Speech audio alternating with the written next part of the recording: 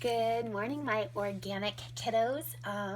It is Wednesday, March 25th, still at Grandma's house for me.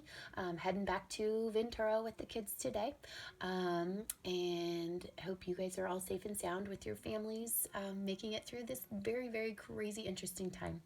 Make sure you realize you are living in a small piece of history. It's only temporary. And everything will be great, you know? So it's important to, everything sort of seems surreal, and I know people are struggling with a lot of things in all their classes, all of this sudden switch over to online, but it is what it is, and we just have to deal with it and move on because it's not going to change anytime soon, not until fall, and we're keeping our fingers crossed on that. So you guys are doing fantastic, and just hang in there, and we will be all great. And remember, you're human, so we're stressed, and that's okay. And if things don't work out the way we want to, that's okay too, because these are just classes. But just hang in there. Give yourself a chance to see if you're doing okay online. And if you're not, it's okay, because a lot of people aren't. And if you are really great at it and doing just fine in the comforts of your home, then that's fantastic too. But nobody should just be panicking about anything because we can't change it, right? You just can't change it. So there's no need to stress about that. So blah, blah, blah. I will get on with it. We are finishing up our NMR with just a quick example.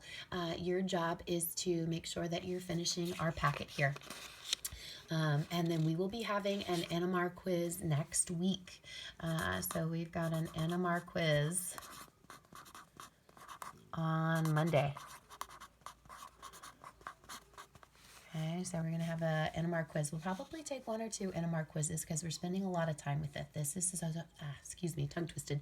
This is just so important. So Monday on the 30th, we're going to have NMR quiz number 1. We'll probably have a second one.